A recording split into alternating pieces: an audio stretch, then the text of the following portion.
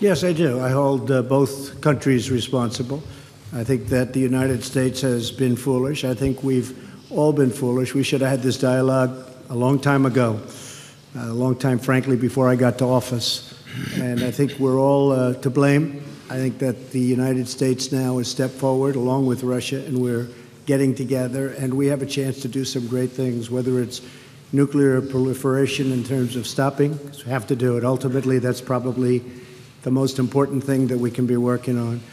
But I do feel that we have both made some mistakes. I think that the probe is a disaster for our country. I think it's kept us apart. It's kept us separated. There was no collusion at all. Everybody knows it. People are being brought out to the fore. So far that I know, virtually none of it related to the campaign. And they're going to have to try really hard to find somebody that did relate to the campaign. That was a clean campaign. I beat Hillary Clinton easily, and frankly, we beat her. And I'm not even saying from the standpoint, we won that race. And it's a shame that there can even be a little bit of a cloud over it. People know that, people understand it, but the main thing, and we discussed this also, is zero collusion. And it has had a negative impact upon the relationship of the two largest nuclear powers in the world. We have 90% of nuclear power between the two countries.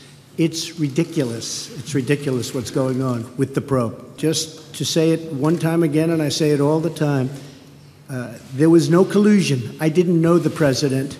There was nobody to collude with. There was no collusion with the campaign. And every time you hear all of these, 12 and 14, it's stuff that has nothing to do, and frankly, they admit, these are not people involved in the campaign. But to the average reader out there, they're saying, well, maybe that does. It doesn't. And even the people involved, some perhaps told mis-stories, although in one case the FBI said there was no lie. There was no lie. Somebody else said there was. We ran a brilliant campaign, and that's why I'm president. Thank you. As to who is to be believed and to who is not to be believed, you can trust no one if you take this.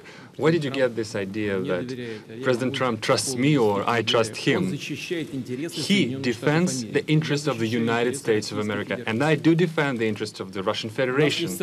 Could you name a single fact that would definitively prove the collusion? This is utter nonsense. Now, let's get back to the issue of these 12 alleged intelligence officers of Russia. I don't know the full extent of the situation, but the President Trump mentioned this issue, and I will look into it.